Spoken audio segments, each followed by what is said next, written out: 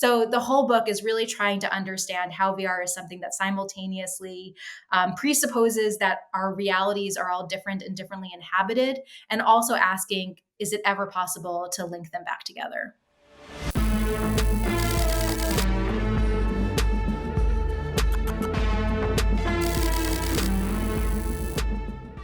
Lisa, thank you so much for being on Urgent Futures.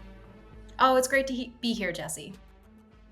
I could not be more excited to talk about this book, In the Land of the Unreal, your recently published book. I was saying to you before, but just to say it again, I feel like as somebody who kind of came into their professional life in the context that you're writing about, within the VR community in Los Angeles, I felt like I was experiencing these kind of eureka and aha moments that were helping clarify for me things that had been kind of clunking around in my mind but didn't have a form. So I first want to say thank you for that. And I also want to then tease. So that's the tease for the book. But before we get there, I want to start with your background so that folks understand kind of your position in approaching this subject. So if you could describe a little bit of your journey to this point, and within that, give a quick definition of what science and technology studies is. Fantastic. Thank you. And I will just say, as an anthropologist and ethnographer, the best feedback we can get is when the people who are in the community we are writing about see themselves in the work. So that's better than any like other academics review. Like when it's resonant to those about whom it is based, that's the best. So thank you. So yeah, I come to all of this work as an anthropologist of science and technology.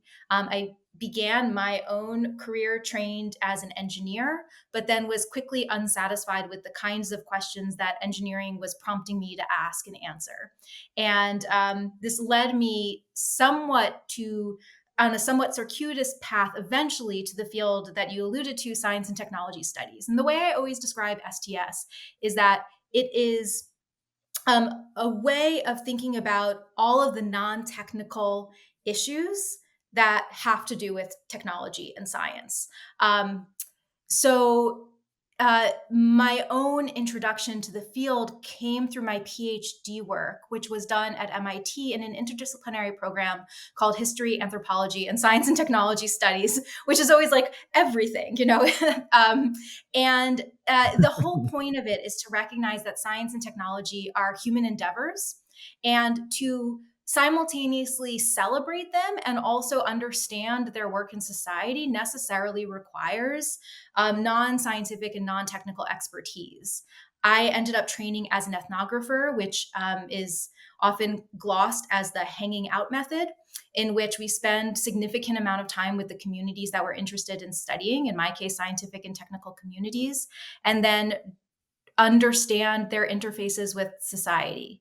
So to kind of finalize where the path led me, I wrote my first book and my dissertation about planetary scientists. And in many ways, they were world makers. And how do you kind of transform objects from science, these clusters of gas and rock and ice into worlds? How is that world making practice not just kind of for science fiction, but actually part of the work that scientists themselves do?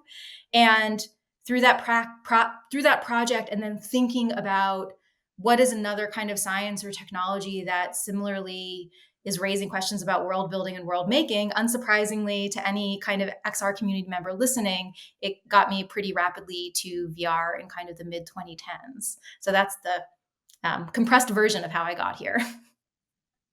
Amazing. I want to unzip that compressed file, at least to get at one thing, which is I'd love if you could speak a little bit more about how you see outer space as, for lack of a better term, a hyper object or an imaginary that is correlated to VR, because that was something like knowing that about your background got me thinking. And so if you could speak a little bit more to that, I'd love to hear it.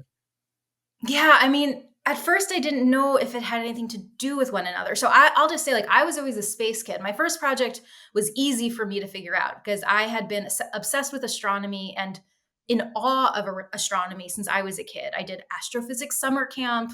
I studied aerospace engineering in undergrad. Like, space was the the topic that just endlessly fascinated me. And by the time I had written a dissertation, rewrote that dissertation as a book, it had kind of all gotten out of my system, this kind of need to think about space. And I was actually very much wanting to ground myself. I was like, oh, I just did this whole project. It's all about outer space. And like, we're not in outer space, we're on Earth. Kind of the same critique that people had given me my whole life of like, why are you studying space when there's so many problems here at home? I found asking myself. And in the end, what had been so exciting for me about outer space was that I recognized the cosmos as a realm of placemaking, and a again a realm that had infinite flexibility for what it could be in the mind of the scientists, and of course also in the mind of storytellers. And at first, I really didn't think there was that much of an overlap between this project on outer space and the project I was starting up on virtual reality.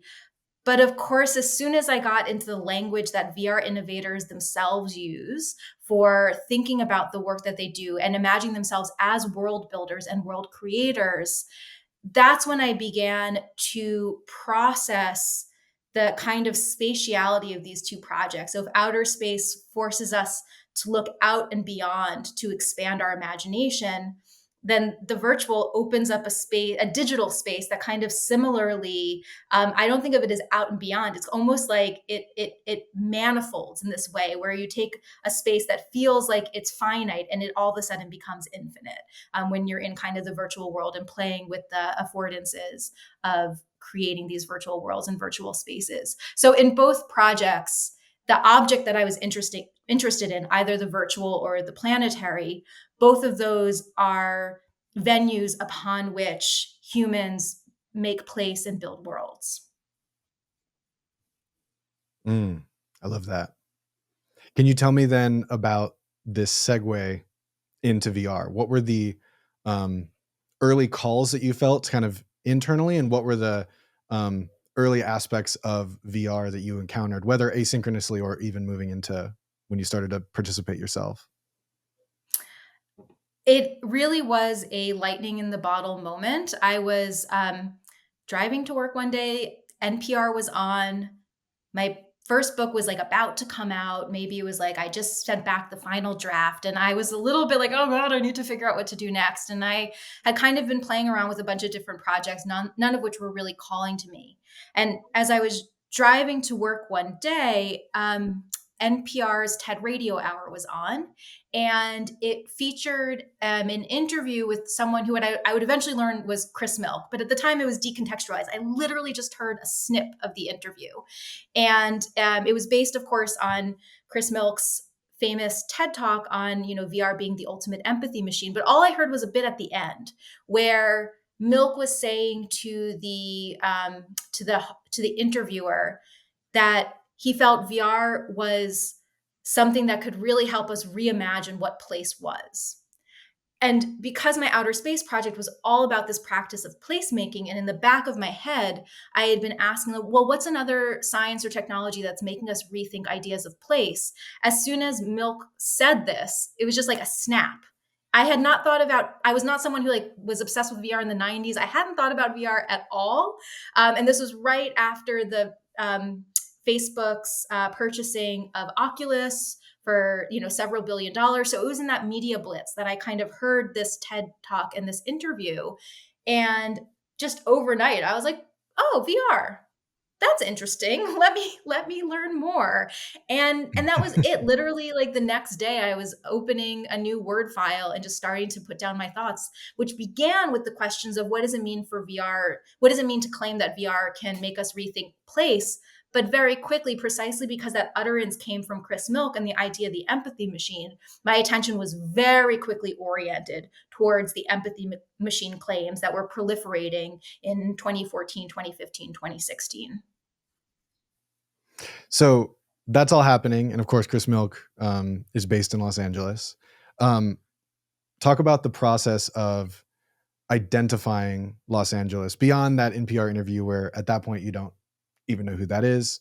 But why Los Angeles felt like a place for you to potentially, one day do this type of anthropological, ethnographic work. Yeah, there's a bunch of great answers to that question. The first is, yeah, as you said, I was starting to, so now that I was tuned into the VR conversation, I'm living in Virginia at the time. It's 2015. There's exactly one person doing VR research at UVA, University of Virginia, which is where I was a professor, and he was in the psychology lab. So I started hanging out in his psychology lab and just looking at how VR was being used as a research tool. But I knew that I really wanted to get to the heart of the of the ecosystem that was rallying around VR as an emerging technology, the ones who are really stewarding its development into the world. So every time I would read something about VR, and there was a lot of news about VR at the time, not the level that there is about AI right now, but I would say like 60 to 70% of that level in terms of VR stories that was getting onto my radar. Every time one would come up, I would Google who it was. I was starting to build a little portfolio of all these VR movers and shakers, and I was astounded by how many were located in Los Angeles. And that has to do with our expectations of what VR is. We assume it's a technology. We expect it to be an emerging technology. And we therefore expect it to be primarily based out of Silicon Valley and falling within the kind of the frameworks that Silicon Valley has for the creation and deployment of an emerging technology. A big theme of my book is that VR is not only an emerging technology, but also a cinematic technology. And therefore, Los Angeles, and more specifically Hollywood, has a very particular claim on VR in its kind of emergence and its development. So I didn't quite know that yet. I was still like, it was a puzzle for me. Like, why was everyone in LA? And like, who are these people? So I was like collecting my little roster. And in the summer of 2016, I was doing preliminary field work. This is what anthropologists do before we launch into our years long work. We kind of go out to where we want to go, meet some people, and use that as a way to get funding. So I had, in the summer of 2016, planned a 6-week trip. I was spending 2 weeks in Silicon Valley and talking to VR folks up at Google and like other operations. And then I was going down to LA where I didn't know anyone, and I was just going to rent an Airbnb for a month and like see who I found. And I'd also at that point joined the Facebook group Women in VR.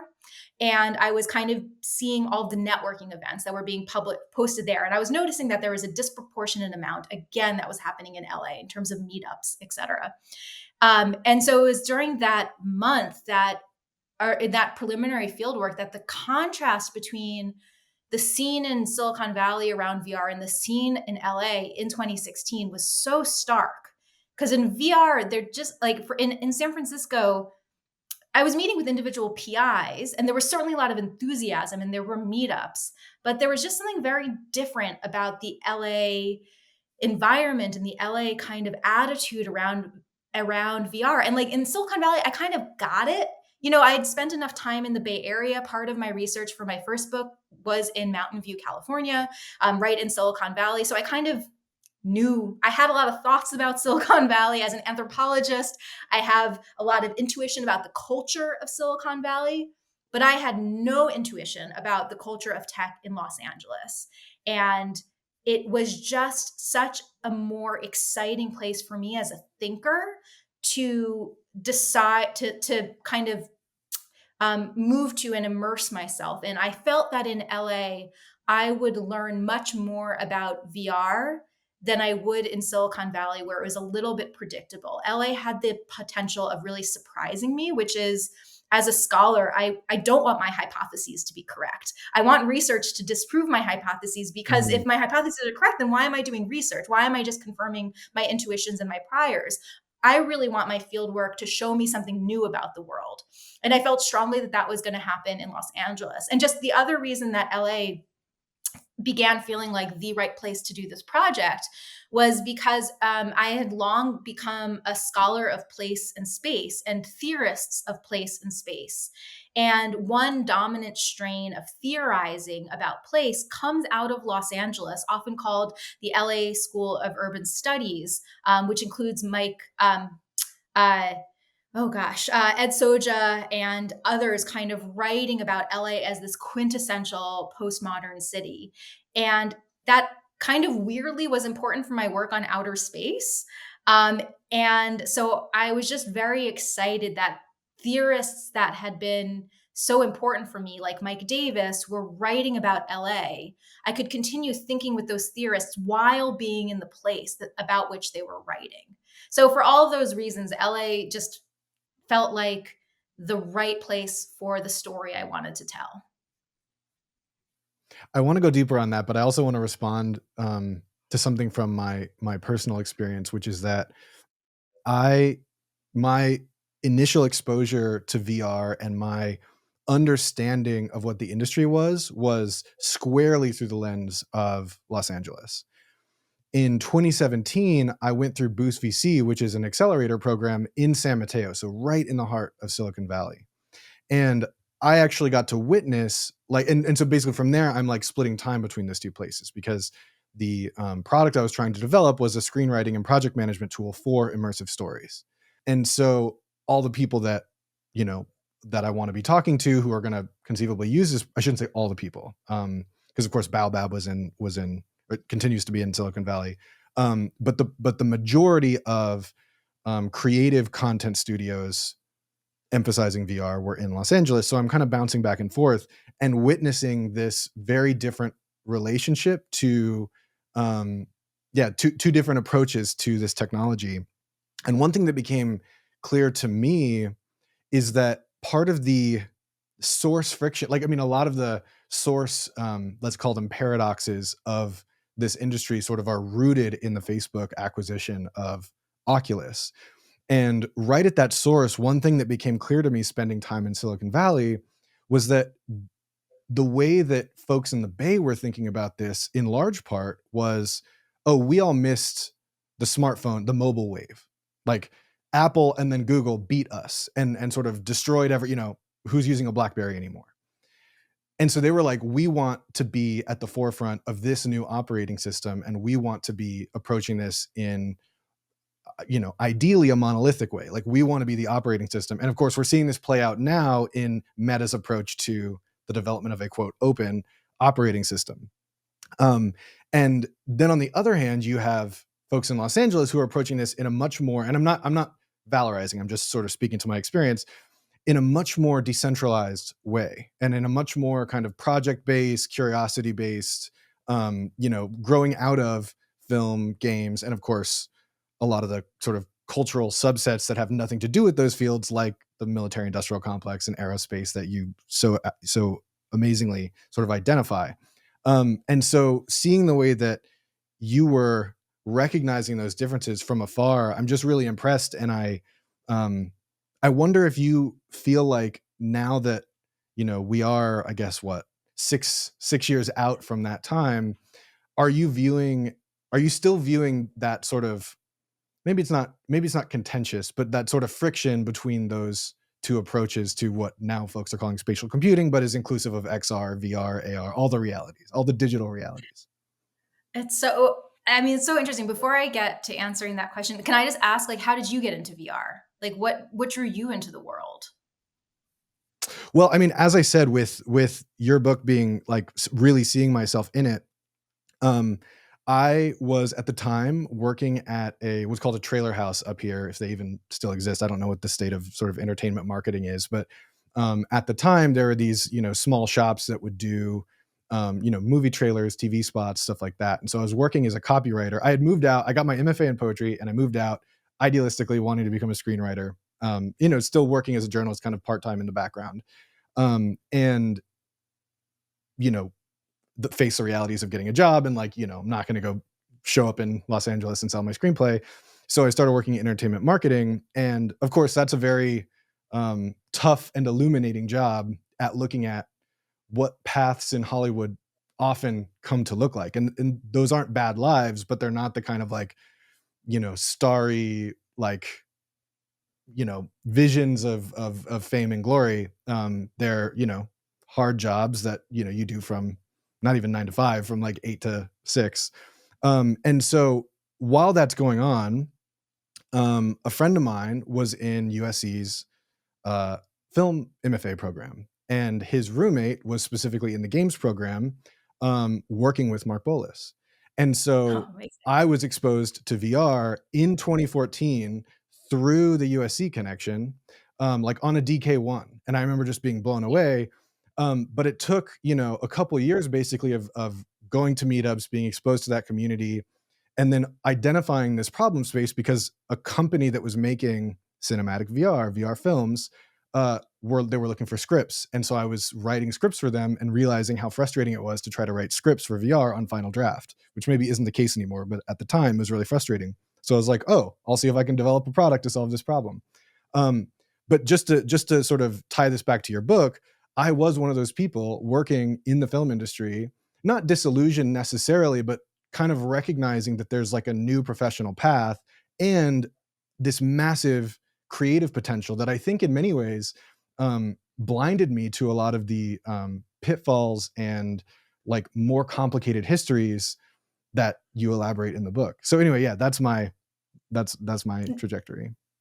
No, that's brilliant. That's so amazing. And I think, again, I think to go back to the very kind point you made at the beginning, like one reason that probably the project also resonates with you is because precisely because you were shifting over from one domain to another, you yourself were being an ethnographer of this world, right? You were kind of forced to like learn, okay, what is this? What is immersive technology? Like, what does it mean to reposition myself in this space? So in order to be successful, which you have been, like, you had to do a whole lot of like understanding the different culture that you were kind of putting yourself in the place of. And so the disconnect that you observed therefore when you went up to San Mateo is like the disconnect that any good ethnographer can like begin to make sense of, and then becomes a problem that we as theorists try to solve. Like, why is there a friction here? What is happening here? And so, then in answer to your question of whether there still is a friction, I live on the East Coast. I live in Connecticut now, and the pandemic happened. After the first summer I probably would have gone back would have been the summer of 2020, but I didn't go back to LA then. And like that then made me into a somewhat like lazy ethnographer. Like often you go back, you re-immerse yourself whenever you can in between semesters, but the pandemic just kind of threw off that um, that mode of engagement, and a lot of my continued engagement with my VR interlocutors was just virtually. Like we would text or hang out, catch up on the phone or something, very old school. So I haven't therefore spent a ton of time as an ethnographer back out in the scene, and especially with COVID kind of eroding a lot of the VR scene in Los Angeles. When I did come back in spring Mm. 2022, there was a fascinating shift between all of the people who were my like quote unquote VR contacts. They were now all in the NFT community. And in fact, VR LA, which had been the Mm. premier event until about 2018, actually, I think that was the last VR LA, which had been this huge coming together at the convention center. Instead of VR LA that spring, it was NFT LA, right? And kind of like the same space, more or less the same Mm. people, but this whole kind of like change over to the next thing. And I'm sure now it's AI, right? There's just kind of this progression of like the drive of the hype cycle, which is again, no shade on the people who've been doing that pivoting, but like that pivoting meant that the thing I studied kind of had evaporated by the time I returned. So my instinct is that whatever the current technology, in this case, AI, I'm going to say like with AI, I have a hypothesis that you would find very similar frictions between those who are thinking about AI in the LA entertainment context and those who are thinking about AI in San Francisco in the more platform context. I suspect you would still get a Mm. friction of different understandings of what it means for this technology to be successful and what are the pathways for its maturation that I found Mm. with VR. But this is I think the brilliance of the ethnographic method. This is not a hypothesis that can be tested from a distance. It's really a hypothesis that requires close observation and participation in these different communities to see if that friction is still alive. Mm. Mm. Just because I realized we didn't do the sort of very baseline foundation work, can you describe what an ethnography is? Sure. Yeah, I mean, ethnography classically has been described as like the hanging out method, and that's not wrong. Ethnography is the primary method that anthropologists have been using for a century. We continue to use it for a century because, as I always tell my students, it works. It just kind of works as a method. And what I do in particular is called participant observation. And if you even just think of that word, participation and observation are often thought of as opposites. You can either participate or you can observe, but to participate is not to observe, and vice versa. And Mm, ethnography kind of rejects that premise that they're opposites and says, actually, to really know another community, you have to engage with that community. You have to be a participant of it, but you have to recognize that at some point you're still on the outside, and so you still are an observer. And so the mm, ethnographer does her best to become part of a community in order to learn what it's like to be in that community, but with the recognition that you can never really be part of something that is not, authentically who you are. And so there's a real humility that necessarily comes with ethnography, which is I can understand someone else in another community only up to a point. And at the end, I have to recognize that as a scholar, I will always fall short of any kind of quote unquote real understanding of the community at play. And that's why I said how the biggest compliment an anthropologist can receive is if someone who's part of the community they're writing about recognizes themselves in that space, because it means they at least got close to somehow capturing what it had meant to, in my case, be part of the VR community. So in my case, my ethnography was 12 months. After that initial summer visit, I spent 12 months in Los Angeles, and I effectively, snowball sampled who I spent time with. First, I just moved there. I moved there I had some preliminary contacts, but a lot of the contacts had already moved on, given how volatile the VR industry is and how precarious it is.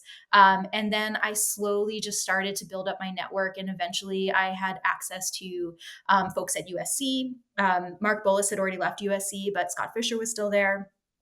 Um, Carrie Shaw at Embodied Labs let me into her startup. Marcy Jastro at Technicolor let me into her kind of experience center to get me close to the Hollywood component of things.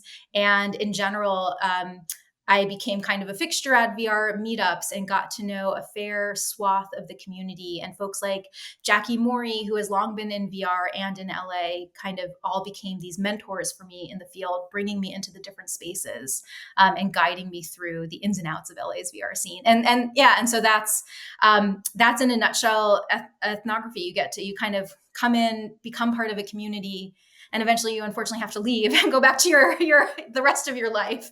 But I was fortunate enough to have a year of release from teaching, so I could really spend 12 months with the community out there. mm, mm. Yeah, well, I mean, just to sort of echo my admiration, I really feel like in a relatively short text, you captured something that felt really, really honest, at least to my experience, and I think a lot of people who live in Los Angeles or interacted with the Los Angeles VR community would also feel. To start the book, you come in, or sorry, after the prologue, when we're in the introduction, you kind of bring us in through this exploration of the idea of a facade. I'd love if you could share that anecdote, that initial anecdote from the book, and then speak to the facade in a little bit more depth in terms of how it relates to Los Angeles from a cultural and historical perspective. Great. The anecdote being carne y arena, or in chapter one. I'm trying to think which anecdote you're prompting me for. Uh, the anecdote where you're on the studio tour. Oh, okay, thank you. I was like, I don't want to go too deep without it knowing. So, Yeah. yes. So when I first moved to Los Angeles, I didn't know anyone. I had like a temporary Airbnb before I found my permanent kind of apartment for the year. And at the same time, when you arrive in your site that you're doing anthropological study, you're like so eager to get going. And sometimes there's like nowhere for you to get going. So I began, part of my ethnography was actually going on studio tours, because I was staying in Larchmont Village. So I was just south of the Paramount Studios. And like one like cloudy day, I didn't have anything else to do. And I was like, I don't know, I guess I'll like go on a studio tour. We were being led around on a little golf cart, and, you're hearing the history of the studio, etc. And there was just a few kind of incidents from that tour that really struck me. I kind of thought I was going on that tour for fun. I joked with myself that I was going to expense report the tour, but I kind of was like, that might not be so ethical. I thought I was just kind of being a movie lover. But as I went around, as the tour guide was weaving us between the different sets and bringing us into the studios, it was so clear that it was all about world building, of course. It was all about creating this experience of feeling as though you were in another world. And when VR is kind of doing its best work, it is doing the work of bringing you into another world. And so, of course, the Hollywood soundstage is some kind of physical virtual reality. I mean, it almost seems obvious as soon as I started seeing it that way. But as soon as you go into a theme park or are on a studio set and you're transported into another world, you are in a virtual reality in a way that this is not really even a metaphor at that point. It just simply kind of is what it is. And so there were two things on that tour that ended up really sticking with me and became theoretical frameworks in the book. The first is that while we were outside the Brandenburg Gate, which is this iconic kind of visual at Paramount Studios, the tour guide played for us like a supercut of all the times the Brandenburg Gate appeared in different movies. And there was a voiceover from a 1960s Jerry Lewis film called The Errand Boy, which began with, "Welcome to Hollywood, land of the real and the unreal." And that like lodged in my head. And I was like, what is this? What do we mean real and unreal? And I kind of wrote myself a little note to think more about that. And I'm sure we'll get back to that concept later. And then the other thing was the fact that when you're on the studio set, as opposed to when you're watching a movie, not only do you see the beautiful world that these sets create, but you see the scaffolding that props it up. You become very aware that these aren't actually worlds you can fully inhabit, but they are surfaces. They're two-dimensional. And if you go into the door of this like kind of beautiful castle, on the other side, all there is scaffolding. The fantasy ends at a certain point. And so the idea of the facade is something that is a surface, but that pretends it's not a surface, or it's something that promises a whole world, even if there's really only in the end a shallow engagement with that world. And that felt to me a very honest way of thinking about VR. And this is not to be denigrating of virtual reality and what it can accomplish, but just to be honest about what it can accomplish. Like the movie set and like other facades, they promise a real rich world, but we all know there's limitations to the world that we can create in VR. And so just being really clear about how incomplete the worlds are that can be created in VR, I think helps us better appraise what VR is as a phenomenon and what it means to do VR as an experiencer. Mm, mm. Well, you brought up the Unreal, and now no time like the present. I'd love to open up that massive can of worms. And to do so, Mhm. I'd love to ask you, if possible, to just give us a simple definition for what you mean by the Unreal, and then we can go much deeper. Absolutely. So when I began doing a project on virtual reality, it occurred to me really early. So even though I only did fieldwork for a year in 2018, I of course had been thinking about the project for several years beforehand, since 2015, and have of course thought about it for many years afterwards as I digested what I observed and began to write the book. And weighing over me the whole time was this expectation that precisely because I was working on something called virtual reality, I eventually would probably have to say something about reality. And that felt like a very big ask because reality has been a topic since Plato, if not before. It is a topic that is, continuously in the Western canon, and other canons as well, as a topic of thought and philosophy and provocation. Um, and I was like, no, I can't possibly say anything about reality. So let me instead say something about this thing, the unreal, which after that studio tour and like this notion of the land of the real and the unreal, I just began like having that as a background tag of things that like in LA and in VR just kind of like didn't quite fit with how I like think about the world. So, I would like um meet someone who like I met like an out of work actor who like gave me a tarot reading, and I was like, that's unreal. Or like just randomly I was on a run and like a branch of a tree just like fell down right in front of me, and I was like, well, that's unreal. Like all these things that just kind of like punctured a smooth understanding of the world began in my mind to be classified as unreal. And the way I eventually define unreal in the book is that it's not in opposition to reality. It's not real or unreal. Rather, the unreal is a way of observing, or the unreal, as I write about it, or as I try to define it, are moments when the multiplicity of reality demand attention. So the contention is that reality has always been multiple. Sometimes we have a tendency to think about like reality breaking or like a reality crisis. This notion that post 2016, post Trump's election in the United States, reality has come undone, and suddenly we're in different realities. That my filter bubble is different than your filter bubble, and we don't understand each other anymore. That's saying that something happened. There was a rift, and now reality has multiplied.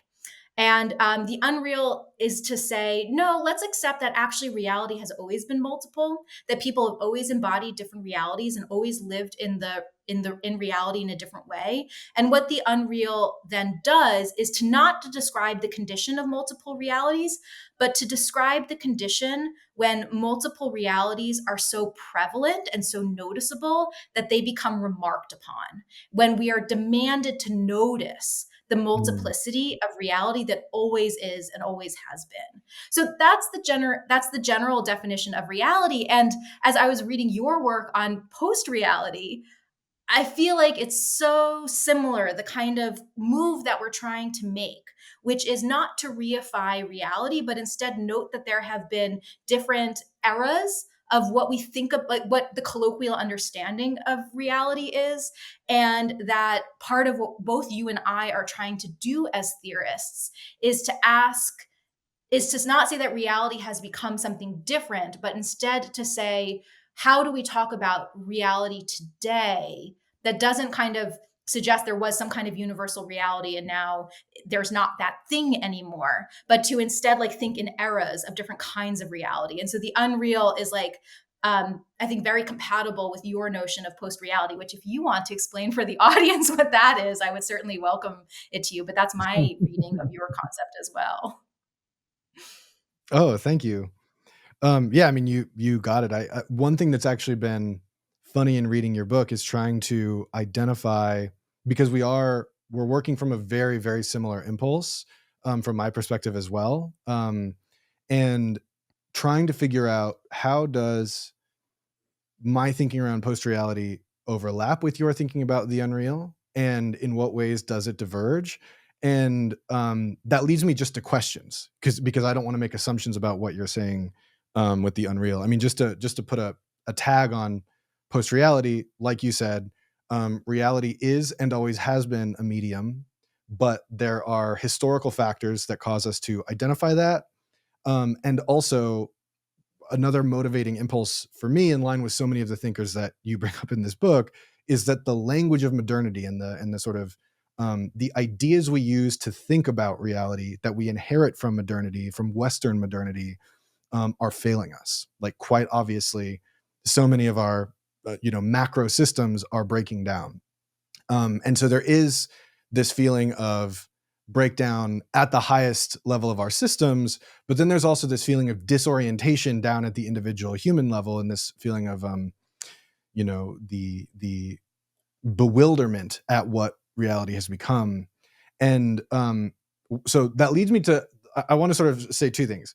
One is that it was actually working in virtual reality that led me to a lot of these ideas. And so when you were describing the way that people in reality were talking about using VR to sort of ameliorate the broken realities, like heal broken realities, like I remember being inside those discussions, and I remember the allure of that feeling, like particularly after the election of Donald Trump, which, I mean, surprise, was not a great was not a great night for me as well. Um, there's something that feels like life rafty about it, like, oh, you can be part of this change and like fall into these assumptions about this technology being possibly good because it can do these things. But ultimately where that thinking led me is exactly what you sort of outline in the book, is actually that this is a reality multiplier, not a reality sort of concretizer or distiller or singularizer.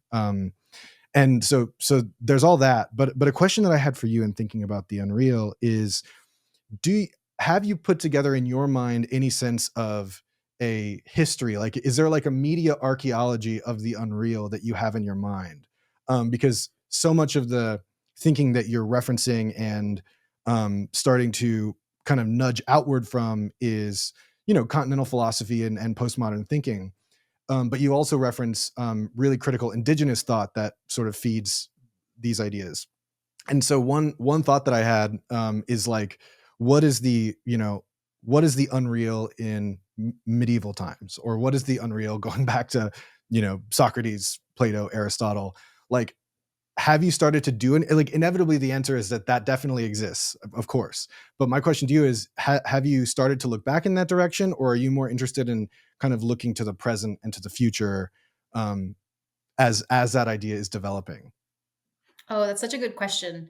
Um, I want to just hop back and then I will hop forward. But just a really crucial point that you were making about the appeal of like VR for good, the appeal that like VR can mend the world, which of course, like as I end the book, it's like we should want that. Like I don't think you can approach like these VR for good simply from a place of cynicism, be like, oh, this is just like a money grab or something. Like like what I learned in my ethnography, of course, was the real genuine spirit and desire behind that, which was exacerbated post 2016 for sure. And so I write about the unreal scales in my book. The VR, at the biggest scale, the US politics during the time I was writing this book and continue today are unreal.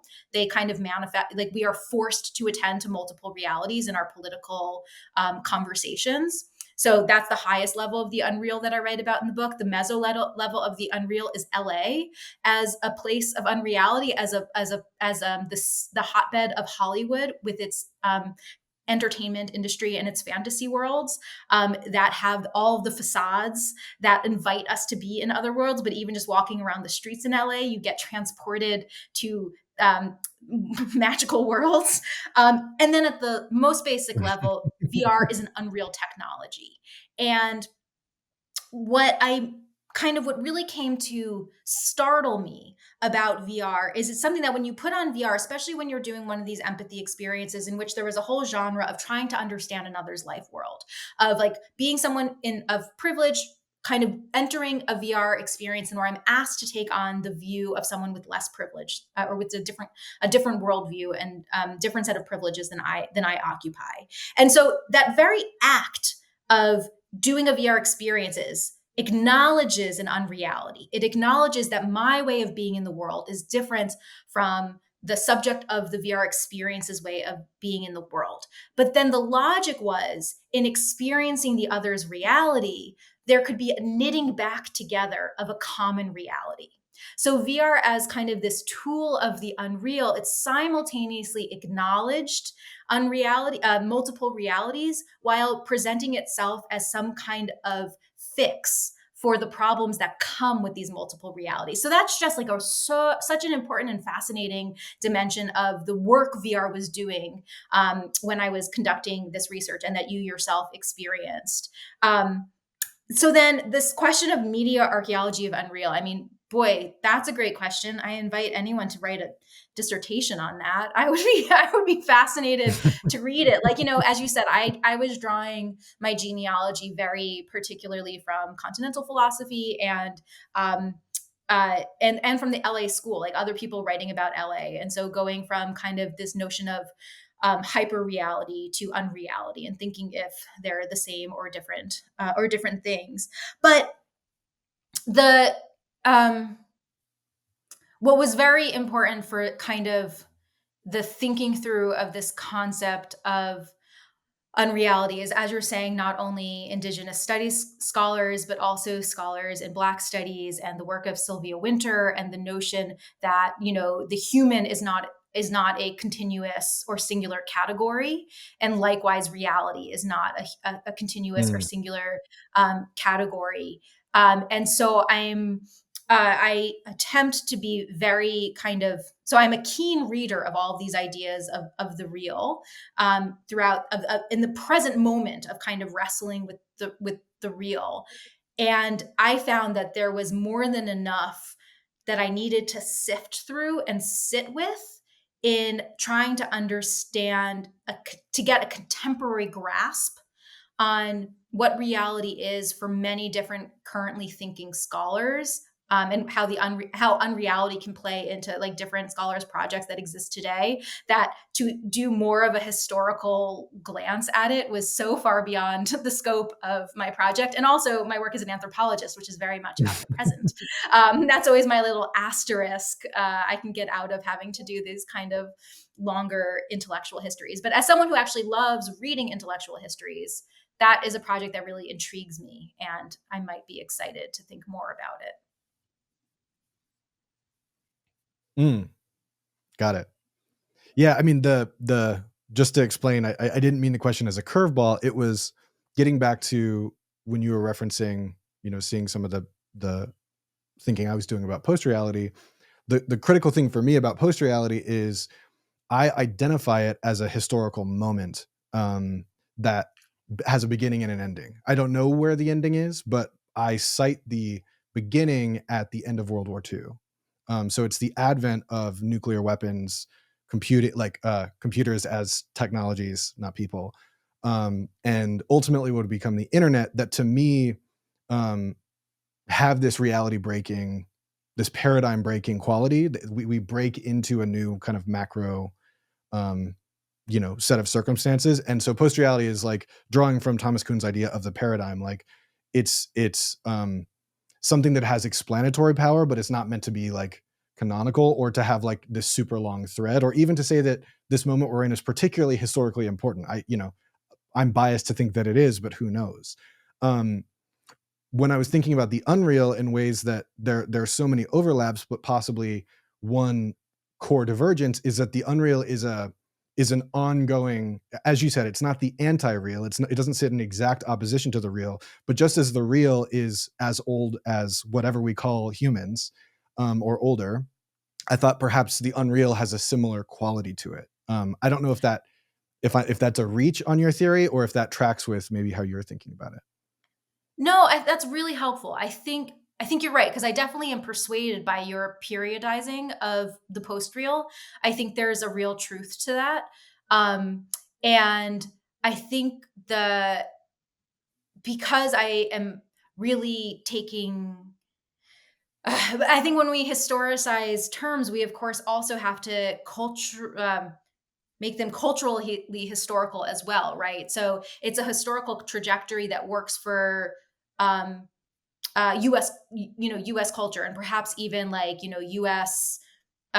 Middle class and above culture. Like I don't like how do you cleave like what how that positioning was, because everyone experiences historical transitions differently. Everyone experiences, to go back to your Kuhn analogy, paradigm shifts differently. We don't all experience it at the same time.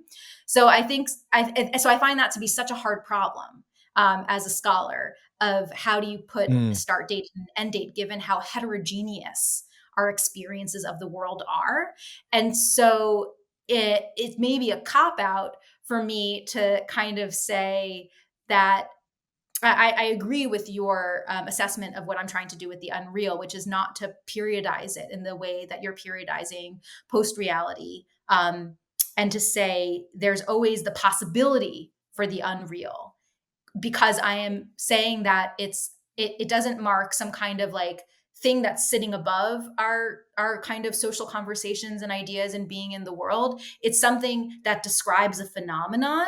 It describes the phenomenon of the feeling that you need Mm. to attend to the multiplicity of reality. And certainly that phenomenon can happen at any time, in any moment, for any person. And I now understand your question a little bit better. And it actually makes me even more excited about the project you proposed. Like, I would love to go back to like, medieval context and say, okay, what were the moments when the multiplicity of reality demanded attention? That's great. I want to do that. I want someone who's more adept at history to do that than me. Well, I'm sure you're capable, but I understand it's totally out of your realm of study. And I echoing that, I would also love to see it because I think this idea of the unreal is so powerful, and it does that beautiful thing of it invites you in as something you understand out of the gate, but then you realize that there's so much more even once you've kind of like uncorked, like once you've uncorked once you've encountered the unreal and you're kind of like, oh, I kind of get it, fantasy data, and you go deeper, and especially the way that you're weaving it in with, um, you know, 20th century thought and happenings. I mean, the way that you get into the connection with, the space age and the military industrial complex, and that one example of the facade on the roofs. I forget what weapons manufacturer it was. Can you speak to that for a second? I just because that's such a crazy example. This is the most amazing story. Yeah, this was like, I was reading a memoir of someone who grew up in Los Angeles, and um, it's an aside in this book.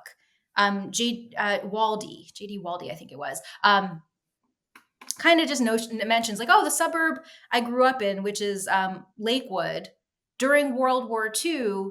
Uh, there's a lot of aerospace manufacturing in Southern California. That's one of the huge industries of the 20th century. Um, and During World War II, the manufacturing plants that were creating aircrafts were seen as a prime target after the Pacific theater of war opened up. And the imagination was that a Japanese bomber could come and like just lay waste to Los Angeles, particularly with the target of the aerospace manufacturers. So the manufacturers partnered with um, the Hollywood studios, who were at that point only like 20 years old. They're not like super established industries. And elevated above the factories was a several square mile chicken wire mesh, upon which a facade of suburban life and suburban sprawl was kind of was layered on top as a huge three-dimensional set. And the idea was therefore that if some nefarious bomber was flying over from the top, from the aerial view, you would not see um, manufacturing plants. You would just see more suburban and civilian terrain. And as soon as World War II ended, that was all disassembled, and eventually that like kind of tract of suburban land came to be, and people ended up living there as Lakewood, all in the area of Long Beach. Anyway, I thought that was like such an amazing thing, and I would say it is such an amazing fact. It's a very special fact to me because as I was working on this book, I basically like hook, line, and sink my partner because I mentioned this fact and they were really taken with it. And like our whole relationship began from like talking about how weird and how crazy that thing was. So I owe a debt of gratitude to that one particular finding in the book. But yeah, right. So uh, it just shows how this notion of facade is so deeply embedded in the fabric of Los Angeles and the history of Los Angeles. And because of my like love of the city, I mean, I'm an East Coaster. I'm from New York and New Jersey, and I live in Connecticut now. I'm a very tri-state area girl. But LA, so LA is just this truly foreign land, but one that I endlessly love. It's kind of, you keep turning it over and you learn new things about it. So I really say that, like, I learned so much from living in Los Angeles. I learned about virtual reality by living in Los Angeles and studying the history of LA. And they both became this kind of cipher and mirror for one another. And that kind of notion of just like building a life-size set that then came into reality as suburban life a couple decades later epitomizes like what that region is. Mm, I love that. Well, that's a great segue to talk about VR. We've hinted at it and poked at it, and but now I want to get into virtual reality as you came to understand it in this particular location in space and time. Early in the book, you write, "This book takes as its premise that virtual reality can help make sense of what reality has become and is becoming." I think that's, a pretty great place to kick off the conversation. Could you elaborate on what you mean there and also where that took you? Yeah. Um, this all circulates around this, back to this question of Unreal and the conversation that we were just having. It was, I felt like I was a mad woman for much of the writing of this book, because I was like, things were happening in the world. Like, when, I guess the good example, this was a very clarifying example for me, was January 6th and the storming of the Capitol. After Trump refused to concede the election and, in fact, insisted that he had won and it was all rigged.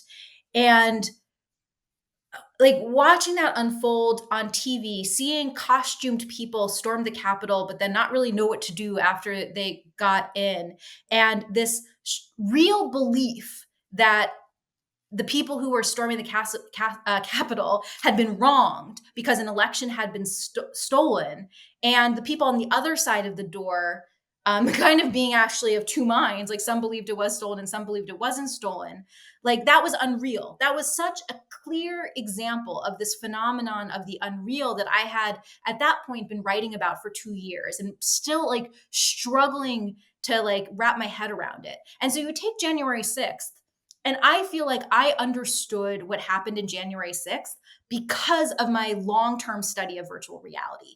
So like, it was like VR had just like become this Mm, thing that I felt helped me see the world more clearly in a way that I had never anticipated. And it's not because of the VR experience I had done per se, it was because of being with the community that was talking about VR and how they were thinking about it and developing it.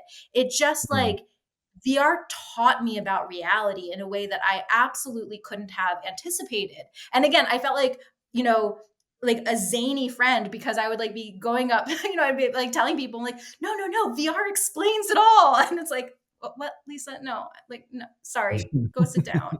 So there was like a frantic energy at times when I was writing this book, because I felt like I had been given keys to understand something. And the biggest challenge of the book was I going to be able to, what I wanted to do? I wanted someone, because I really felt like I somehow understood the world in a different way than I had before I started this research. And what I fundamentally wanted the book to do would be, if you were to read it, you could also understand what I had come to see about the world and what I had come to learn about reality. But that's like really hard to do. And I don't, in the end, I don't know how successful I am. I feel like I'm successful for you, but that's because you're in this community. Question mark about whether people outside of this community can have that similar like aha moment that I had writing it, that I feel like you had reading it and experiencing it.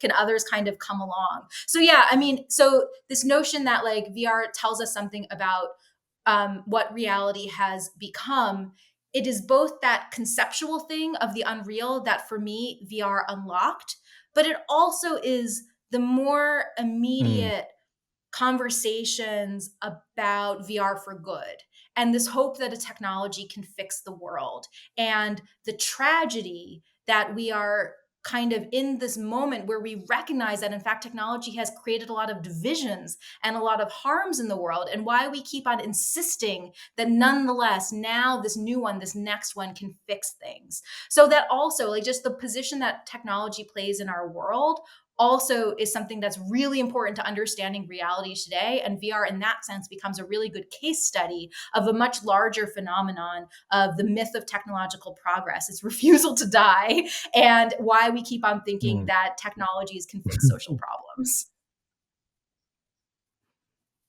Mm, mm.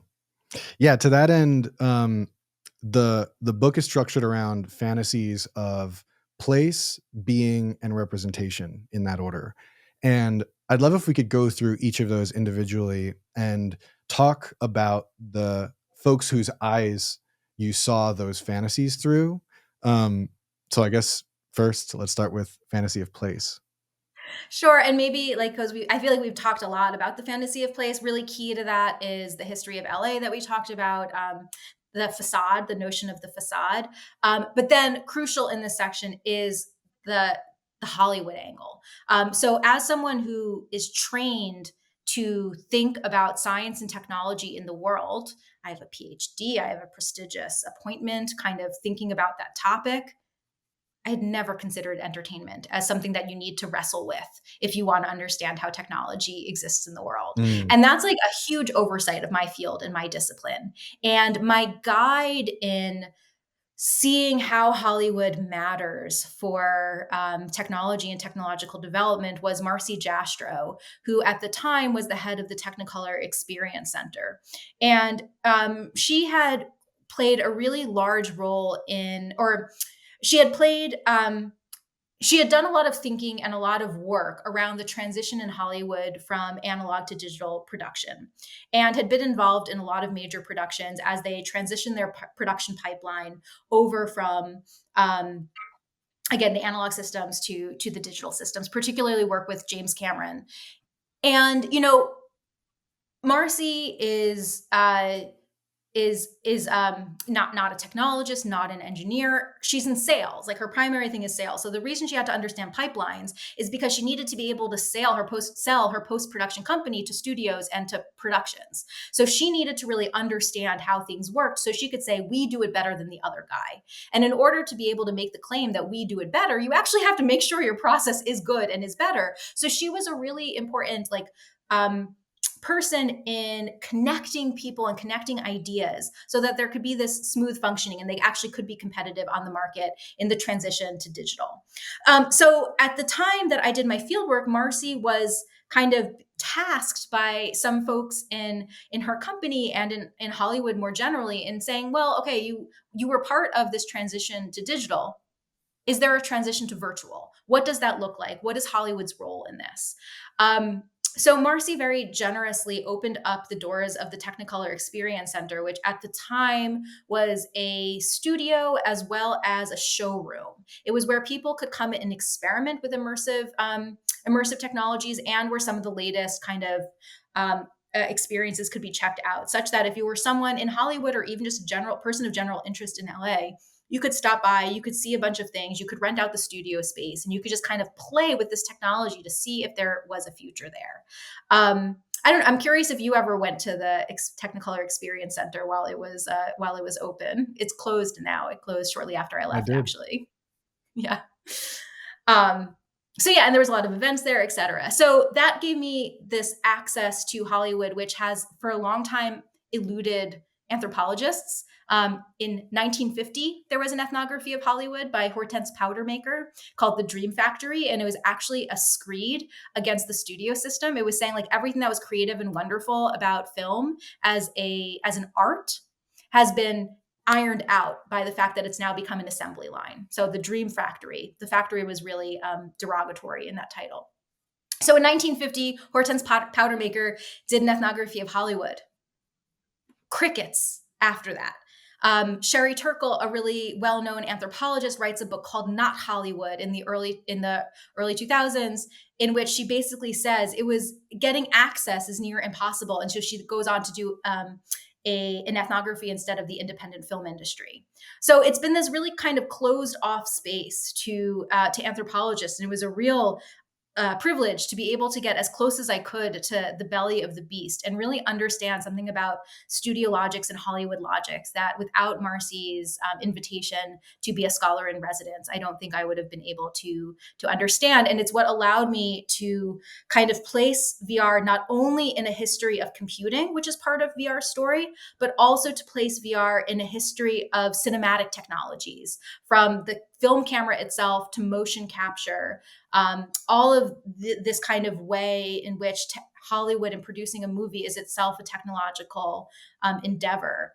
That's really important to understand when we think about something like VR, because it is both a technology about which stories are told, like any other emerging technology, whether it's a robot or a flying car, but it's also a technology, as you well know, that's being used, that's being leveraged to tell stories, and exploring kind of the expanding what it means to be a storyteller in this medium. And that's a tension that if you aren't in LA, I don't think you necessarily can pick up on and understand in the same way. Mm, mm. And of course, a lot of our visions of the future in general in the West and in America come from this Hollywood, the dream factories, as you've identified. Um, Exactly. so So yeah. the So place, what about yeah. the fantasy of being? Oh, Oh no, I'm just saying. So exactly. So the place of fantasy. You hit the nail on the head right there at the end. Um, yeah. So the second fantasy is the fantasy of being. So having in the book established the place in which this was happening and the context in which kind of this was going on, the fantasy of being is the middle section of the book where I really zoom in on this promise that VR could be a good technology. This brings us back to Chris Milk and the empathy machine, and a vision that emerged starting in effectively 2014, that VR could be a technology that helps, that transports us into another person's life world, and in doing so helps us to better understand and empathize with another. And that in turn, with any luck, feeds back into a world in which we've, made everyone's station in life better. So this fantasy of being is meant to be shorthand for the fantasy of being another. This idea that VR's technical capabilities are such that we could be in another's shoes in a way that previous technologies like film and documentary aspire to but never reach. Given decades of research in neuroscience and cognitive science and psychology, there were all these scientific studies and laboratory studies talking about how VR achieves a feeling of presence. When you put on a headset, how is that a different mediated experience than other devices or like watching a story on a screen or reading a story on a book? Of course, all of those are immersive, but what scientists have long been studying is whether there is an added immersion that comes in the VR headset when you're surrounded, where your visual sphere is fully immersed in the picture and even in sound. Like you feel like the sound is coming all around you in 360 sound. So there was a lot of research that was being done in the 90s and 2000s about how you achieve what Mel Slater, a researcher, calls illusions of presence using VR. And that had often been like an intellectual question.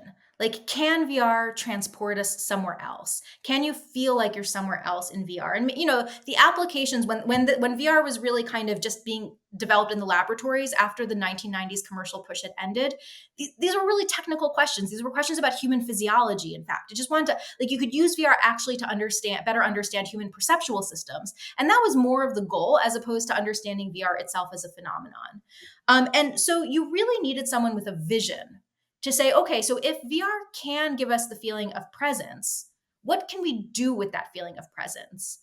And that's where Nani de la Pena, who was trained as a journalist and was kind of really interested in starting to experiment with multimedia journalism, first as a photographer, then as a documentarian, and then in digital spaces like Second Life, she began wondering if VR could be the thing that allows the kind of immersive journalistic stories that De La Pena was passionate about telling could VR be the thing that actually achieved that work? So she ended up studying a little bit and doing some work with Mel Slater, who had been studying these illusions of presence in VR, and then brought that back to USC, where she was doing a journalism fellowship and eventually a PhD, and asked, can VR be used? Can you capitalize on the idea that yes, you can achieve this feeling of presence, this illusion of presence, and can that make you be in a story more deeply and feel the story more deeply? That was a really important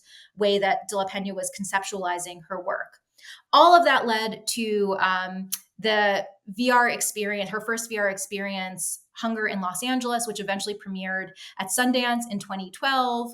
And that's the experience that back in LA, Chris Milk saw, and therefore also saw the possibility of other storytellers building on what De La Pena envisioned and further transforming virtual reality as not this thing that allows an escape into a fantasy world, but precisely because VR can facilitate the fantasy of being another, that can allow us to implement it, can allow people to implement it as a documentary tool to shed light on real world issues and inequities and inequalities. And here's where I should say I use the word fantasy really strategically.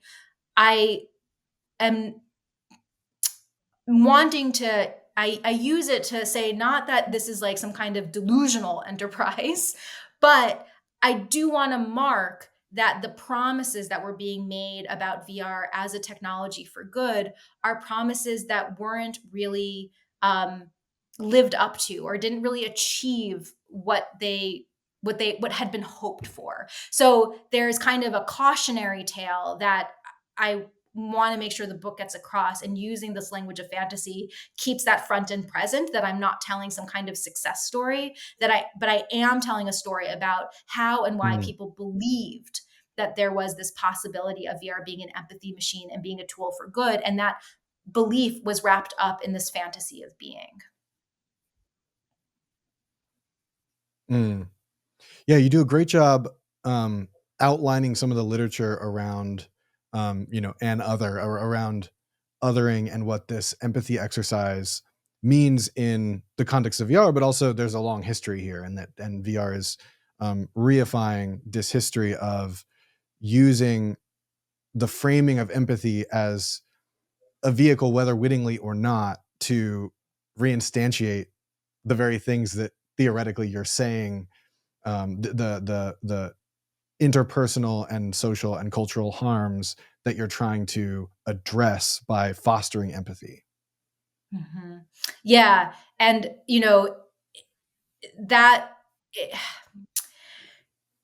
there's there's an incredible literature of, say, journalists going to the deep south, the Jim Crow South, getting really dark tans, and attempting to pass as Black, so that they could come back and write a journalistic story about what it was like to be Black in the South. And we can kind of see with our contemporary eyes that that's horrifying, that that's kind of like a really troubling, performative act of journalism.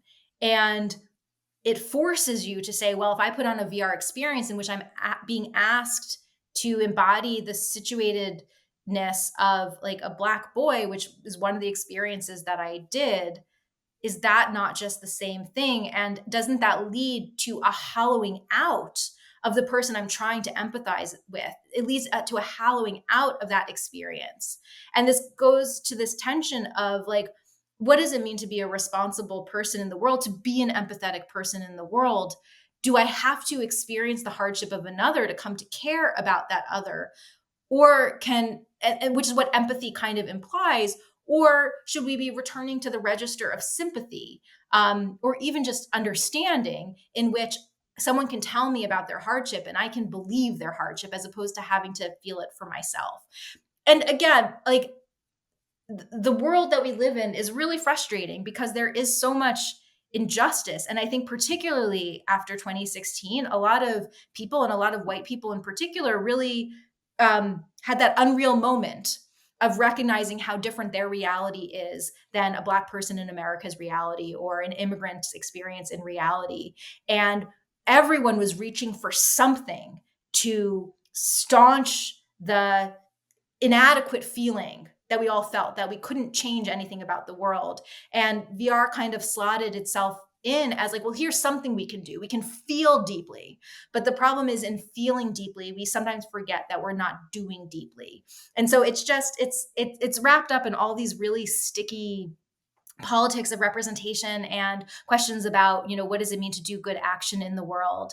And again, I come back to this idea that, like, we want to, like, we should try to be doing good. I'm glad there were experiments in asking what VR could be other than a video game device. Like, this seemed like a really, important idea that exists. And I think then the question we can ask ourselves is, when we have an important idea, how do we protect it? How do we think about it in a deep way so that it has a chance to be successful and not kind of get co-opted by all the things that tend to make these good ideas less good by the time they get implemented? Mm, I so appreciate that point. I also feel like it connects to some of the naive progress narratives that you've hinted at and that you sort of address more directly in the book. And this is again kind of like an adjacent question, but do you have a hypothesis or a guess why, certainly in contemporary life, um, we, like, collectively, a large number of people turn to technology as the sort of silver bullet, the thing that will, address the social ill, versus some of the other, less electronic or digital methods we could sort of think about those things through? Yes, totally. There's a wonderful essay that I always assign to my undergrads by Leo Marx, Technology, the Emergence of a Hazardous Concept. And Marx is he was a historian of technology, trained in American studies and literary studies, and he does a deep reading on the etymology of technology, like, where, not the etymology, but the vernacular use of technology, and like, when does technology come to mean the thing that we associate it with today? Its use is long, but like, when does it mean the thing that we think it means today? And his answer is around World War II, which actually goes nicely with some of the ideas you're playing around with post reality. Um, and part of what, in doing this kind of thinking, he shows is that when the concept of technology is um, first introduced, the idea is that um, when we think about improved technology, we're always thinking about improved social ends. So technology, in its, like, in conversations about technology in the late 19th century, is all about its implementation for social good, what we might call social good today. And at some point, a conflation happens such that improved technology becomes detached from the social goods it's hoped to bring about, and improved technology comes to be its own quest. So improved technology becomes itself Mm, the fulfillment of a progress narrative, and you kind of forget that initially it was about the this, like, kind of social outcomes that technical solutions were originally kind of put in place for. So particularly in the American psyche, there's just a deep conflation that technical progress means social progress. And that's why we get this slippage, that when we imagine a social solution, when we kind of articulate a social problem, then one of the answers that comes to mind is technological solution, because we know that if we've improved a technology, there still is this association that we've improved society. So creating a new widget is, like, seen as, in and of itself, social progress. And so therefore, if we want to solve these social projects, why don't we mm, go to the engine of social project progress, which is technology, and kind of implement it in this more directed way? So that's kind of the, like, deep-seated psychology that makes the progress narrative so hard to shake off. And then you get, like, more of a cultural history of why this is, and, like, how in the 80s and 90s, the first generation of tech pros were just so successful in saying like, my technology is going to change the world and make the world a better place, right? I mean, you have that with the internet, right? This idea that everyone's on the internet, there is no bodies, only minds. Like, you have this whole notion that like, here's where equality is going to come from. And I just find it really empirically interesting that despite the techlash and this reaction saying like, wait, you promised us utopia and we haven't yet gotten to utopia. I just find it really fascinating that we continue to push that way instead of saying, okay, well, if the solution didn't work the first time, how about we find a different solution this next time?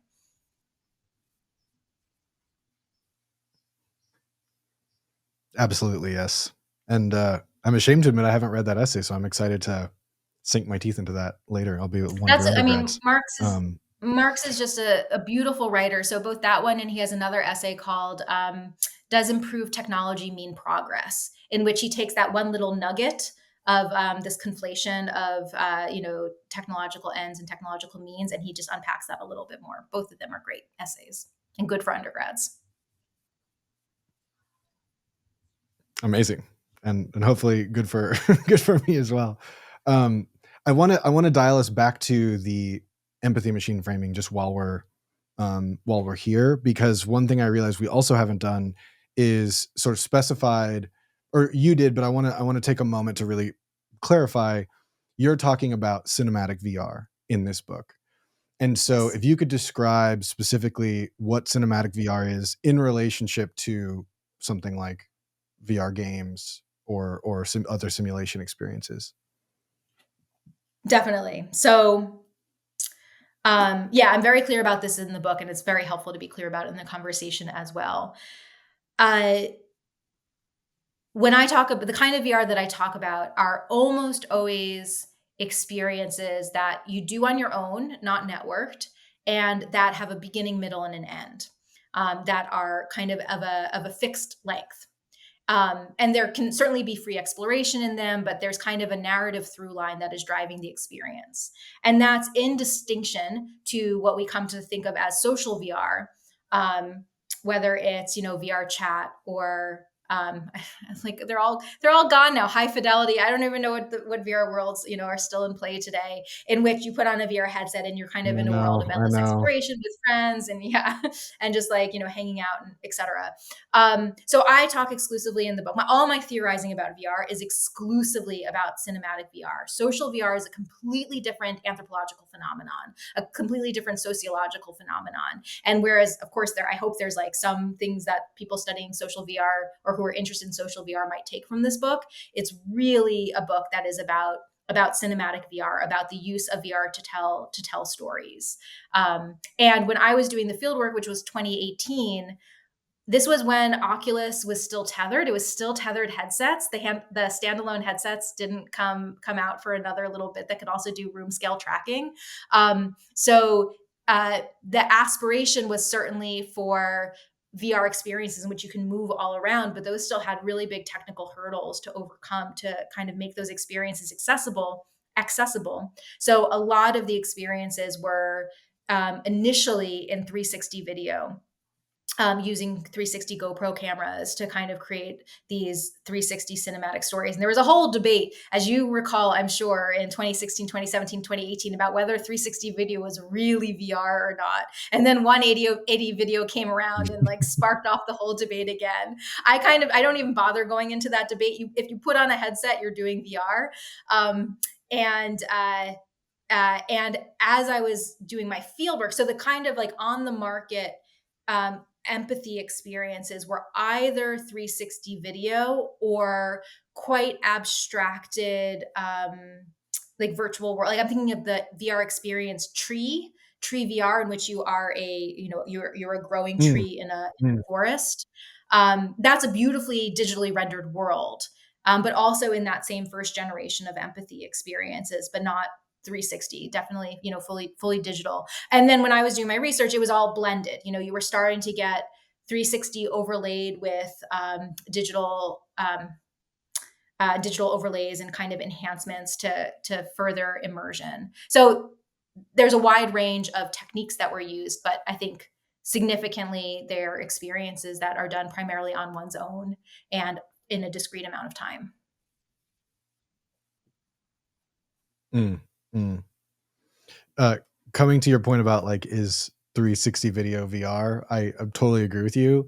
And as time has progressed, I have this kind of like going like pet theory of meaningless buzzwords and irresolvable debates being these core vectors of technological development, where like AI is a meaningless buzzword. Like there are too many things that AI could mean to ever mean one thing to everyone. People try, and of course, you can have your like, everybody has their like broad definition of like, AI machines that can learn. It's like, okay, but what does that mean in practice to you? And as you start to go down, the disagreement pops off. And I found, the first place where I really encountered that was is 360 video VR question, and the fact that people keep debating that is part of what spurs the like social community around it, which also touches on your point of, would folks working in social VR or games find value in this book? And I very much think that they would, and they will, because so much of what you're doing is actually elaborating the culture that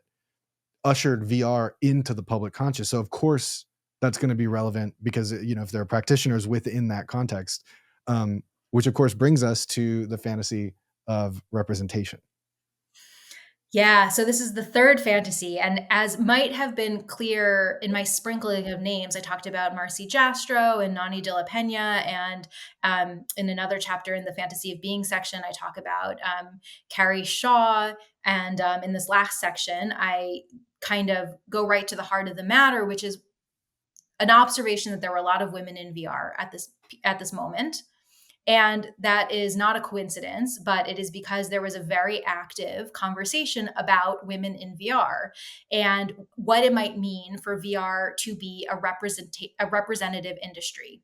And this was contrasting itself with both tech and entertainment, which have historically been a hard place for women and people of marginalized identities to feel as though they have a clear path to make a good career and a meaningful career. And this question of women in VR um, is it pre-exists when I began doing my research in 2018, but in the fall of 2017, right as I was like packing my bags to go out to Los Angeles, is when the reporting about Harvey Weinstein happened, and the Me Too, the celebrity-driven arm of the Me Too movement, really kicked off. And so I was also doing this project very much in the shadow of Me Too, at a place that was so hyper important for that conversation about workplace equity. And I in general just wanted to make sure that I was primarily thinking about women creators in this world, but really understanding why this fantasy that women could lead VR felt possible and real to them. And so this, like the fantasy of being in the empathy machine, this is another kind of like fantasy that remained a fantasy that couldn't come to be. There was this hope that VR could be a better industry, an industry led by women. And then if you look at the real markers of success, which usually is, money, the winners are Chris Milk, Palmer Luckey, kind of other companies that are male led that sold their businesses to Facebook. Mark Zuckerberg himself, Tim Cook now is the face of spatial computing from the Apple side. Like there was the hope, there was the fantasy that there could be an alternative story, and it didn't happen, right? Or it didn't happen in the way that in the best possible way that it did. But what did happen? But there were still material consequences to the concerted conversation about representation, and particularly about women in VR. And this was again something that, citing my work in Los Angeles, played out very differently than if I had been in Silicon Valley. And the kind of final chapters of the book first kind of say, okay, what was it about VR that allowed it to be seen as a technology women could lead? And that leads back into the empathy machine stuff and some, challenging gender essentialisms when it comes to women as being more empathetic. That gets kind of bundled into this conversation. But then I was just hearing a story from the women I spoke with and interviewed again and again at how um, they had started out in entertainment, and in affiliating with VR and deciding that they were going to kind of enter this new and interesting space, they had somehow managed to level up their careers by affiliating with the technology and all of the kind of luster and sparkle that working in tech has. So I talk a lot about this figure of woman in tech and what it meant to be a woman in tech in Los Angeles, and to be a woman in tech in Los Angeles that entered through virtual reality.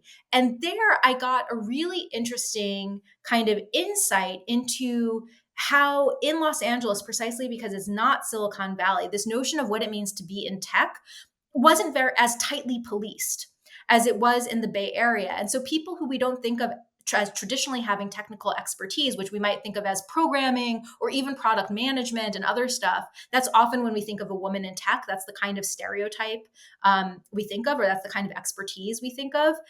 Suddenly, actors or storytellers or screenwriters who were translating their skills from entertainment into VR, precisely because VR is a cinematic technology, they were able to kind of claim this identity of women in tech. And that really elevated at least a social stature for a lot of the women that I spoke with. And it gave them a way into an industry that they otherwise felt was closed off from them. And that's a super fascinating story. And I actually hear it a little bit in resonance with your own biography of, like, how do you get from an MFA in poetry to, be trying to start a tech company, or something that someone from the outside might see as a tech company, right? And it's because of this multi-identity of VR as both an emerging technology and a cinematic technology that allows for this identity slipperiness, that even though I'm entering VR because it's a cinematic technology, I'm then bundled into all the emerging technology conversations that are happening.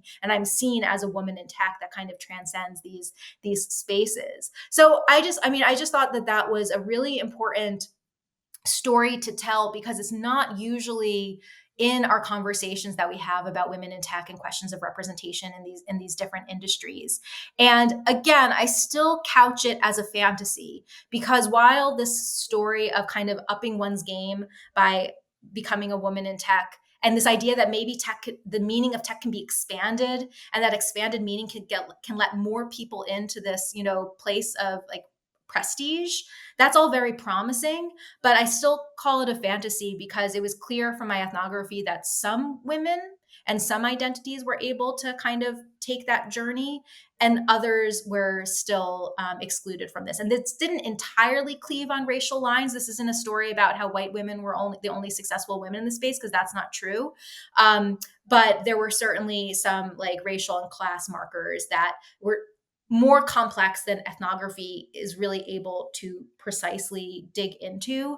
But it meant that in general, some people were able to achieve this fantasy and live some of it out, and others weren't.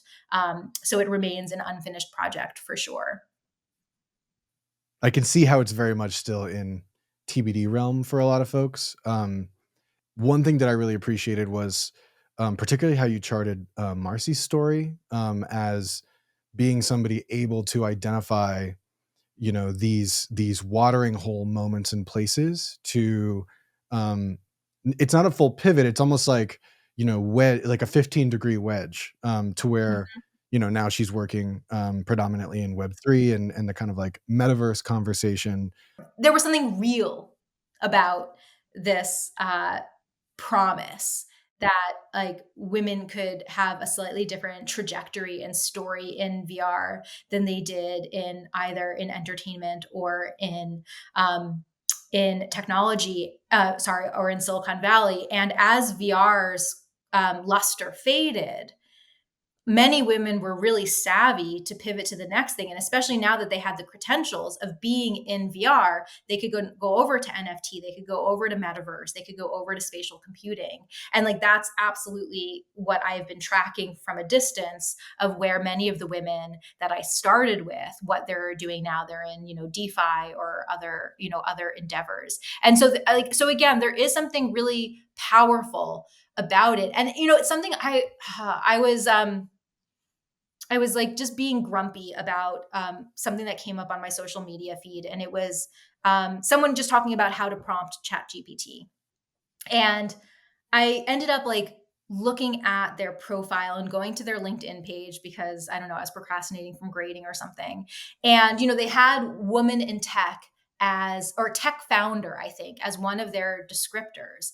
And I was like, okay, well, I've thought a lot about what this means and what this can mean. So what is this person like trying to do with this descriptor? Because it no longer means what it used to be so closely. And, there was someone who had an MBA and we're kind of just like on the AI train, on the generative AI train, trying to just like get something going in terms of their personal brand and their personal business. So I now think there's something really interesting that people who can figure out how to be good prompters are taking on this identity of woman in tech in the same way that it was taken on with women who were actors in VR or Mm, storytellers in VR. I'm seeing again this way in which tech can be strategically expanded so that some people can wedge themselves into mm.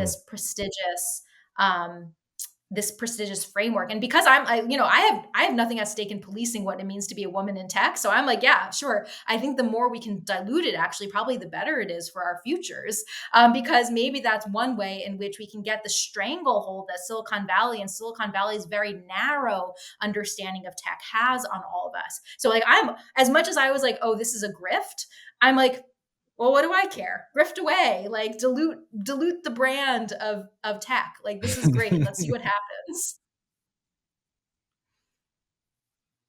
Well, it's also a lagging indicator for this very clear reality that most companies in some way or another are tech companies. And so we might not, discursively, that might not be the case, but in actual practice, most companies have to have a meaningful, certainly digital presence, and in many cases are producing products that are tech. And so, yeah, I remember the moment when, ChatGPT had just happened, and there was the Homer Simpson meme of like him going into the bushes, and it said metaverse expert as he went into the bushes, and then it reverses and he reemerges from the bushes and it says AI expert. Which was just sort of a perfect way of encapsulating that motion. And it's funny because I had that happen. Like I was asked to give a talk somewhere and framed as an AI expert, and I was specifically I was described that way, and then I was asked like, does that feel accurate? And I was like, not really. Like I don't know what an AI expert is anymore. Like if you showed me a single line of Python, I would go cross-eyed. And yet, like, I understand how particularly artists and creators and storytellers are using AI and the concerns that they have, and I'm very attentive to those, and I'm probably more exposed to those than the average person. But am I an AI expert? Like, I don't. So I do think there's this like mushy gray area, and yet people still crave simple categories and simple titles. Um, so I'm curious now to see how this plays out more and more as like you've had these successive waves of tech hype cycles that have brought sort of more people into that tent and like realizing what the utility is as a career booster, even if the products or your services or capabilities haven't meaningfully changed at all. It's Yeah, such a I good don't know point, exactly where and to I leave think that, but no, there's like really good follow-on sociological questions that come from this real phenomenological observation or phenomena observations, not phenomenological. Nerdy. So like when we like think back to the Uber and Airbnb moment, those companies managed to get themselves to be really successful by saying, we're not a driving company, we're not a hotel company, we're a tech company. And part of it was because it got them into a slightly different regulatory zone where they could be more destructive than they would have been if they were within kind of the regulatory realm. So, like, we see that there's real things that happen when you are able to convince yourself and others that you are in tech or a tech company. And we've seen that at the business level, at the institutional level. I don't think we know what happens at the individual level yet. And I'm not, again, I think that there's a really potential positive future, which is if it allows like this notion of what it means to be in tech and to be a tech, if everyone all of a sudden is a tech company and a tech expert, I think that's actually really good because it loosens up some of the gatekeeping that Silicon Valley has been able to do, Mm, by being the ones who get to claim that they are tech and they are in tech.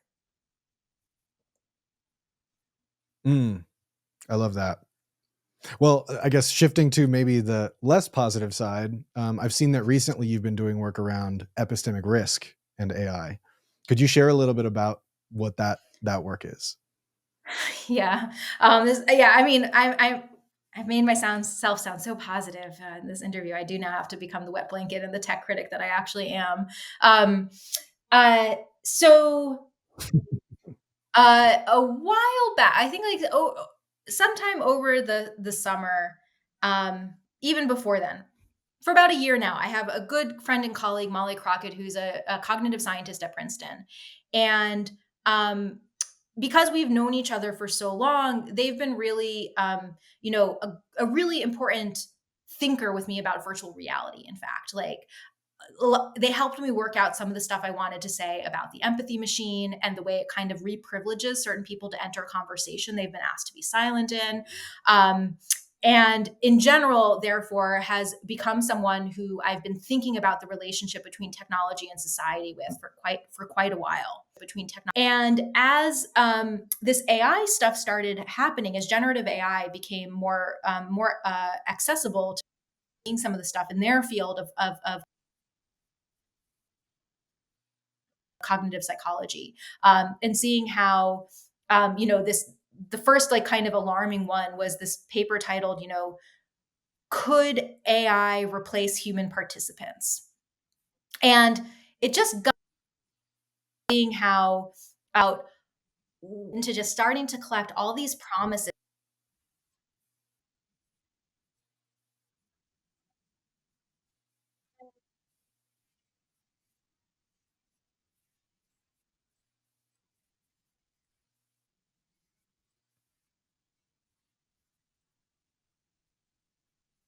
Mm, That were being made and potentials that were being excavated about AI's role in science. And this ranges not only in the human sciences, but in physics and astronomy and biology, in chemistry and material science. Every discipline was kind of in a position to have to say, this is what AI can do for us. And not only this is what it can do for us, but like this is how it can help us with literature reviews. This is how it can help us create data sets that are big enough that we can therefore use AI as tools to analyze those data sets. And then we can even use AI in peer review. And you get this like complete cycle that gets described as a self-driving laboratory in which basically AI is doing every phase of the research cycle. And it's just like the human PI every once in a while has to come in and poke it to make sure it's like still going in the right direction or something. You get this kind of like dystopian view of science if you actually follow these promises out to their conclusion. Anyway, so there's a lot of ways you can begin picking at this vision. And neither of us, I mean, Molly's used a lot of machine learning in their research, but neither of us are AI. I'm certainly not an AI expert and don't have the technical skills to really evaluate, is this good or not? And so we decided to take the stance of giving a benefit of the mm, doubt to scientists and say, okay, let's say these AI visions come to be. Let's say like we really can use AI at all these different phases. What are the epistemological implications? What are the implications to our knowledge structures if AI becomes a ubiquitous and far reaching tool in the sciences? And the conclusion we come to is answered in the tagline of our paper, which is that we risk a future in which we produce more, because certainly AI helps with efficiency, but we understand less. That AI also comes with it a mm, series um, of narrowing that narrows down the kinds of questions that we might ask because there's only certain kinds of questions that AI is really good at. And if AI is further and further incentivized, we might kind of have a scientific apparatus that is unintentionally building itself around projects and ideas that AI is particularly good at. at thinking about and developing. And so Mm. we kind of write about the risk of monocultures developing in science, and how actually there's a real risk to many things, including issues of diversity, and just underscoring the fact that like strong science comes from a diverse set of knowers, not only kind of experientially diverse, but also kind of cognitively diverse, disciplinarily diverse. And if AI becomes this tool that everything gets passed through, you risk narrowing the kinds of questions asked and narrowing the kind of perspectives that are brought to bear on a scientific problem. So anyway, that's the paper in a nutshell that Molly and I wrote together. Mm. What I so appreciate about that, I mean, there's so many things to say. Like, oftentimes, if somebody were to hear epistemic risk in AI, they would think about the sort of proverbial digital public square and how the public comes to knowledge.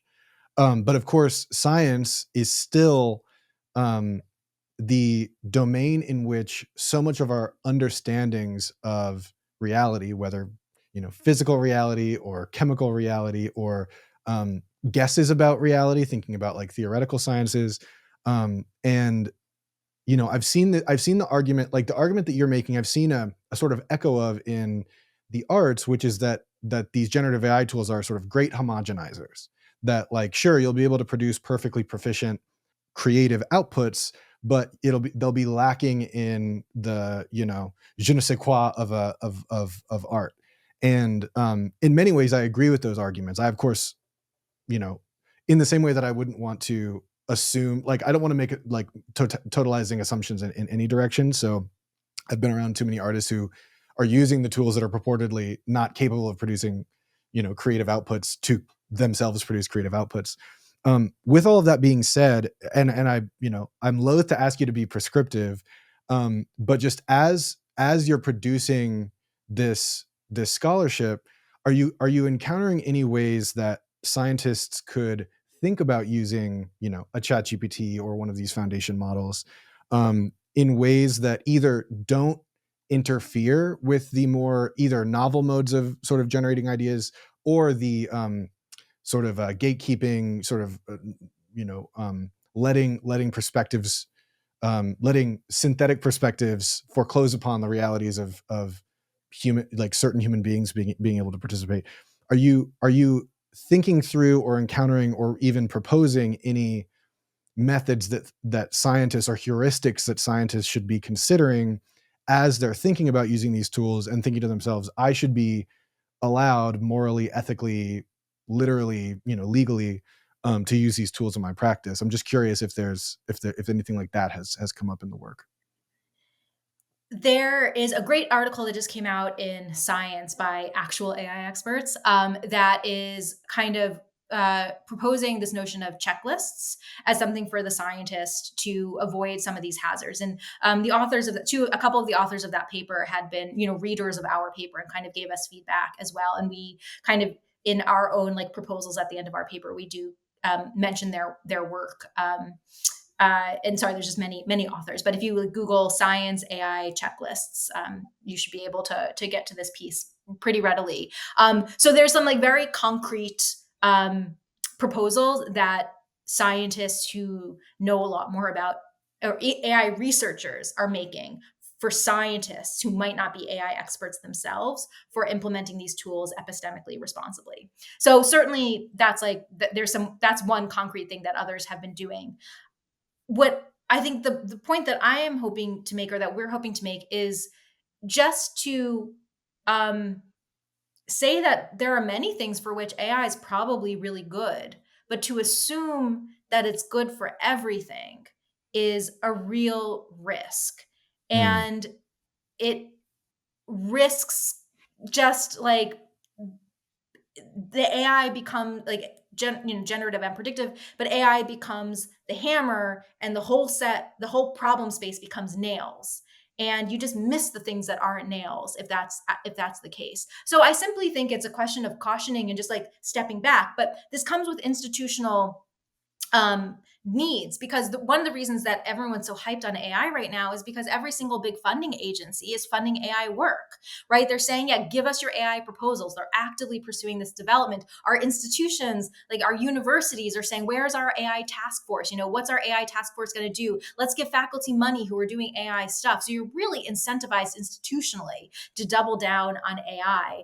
And I think in order to be mindful of what might be lost by that doubling down, you just need to have some permission to say, maybe this isn't something that's good for AI. Like, I'm going to tell you one thing that AI is not good at: ethnography.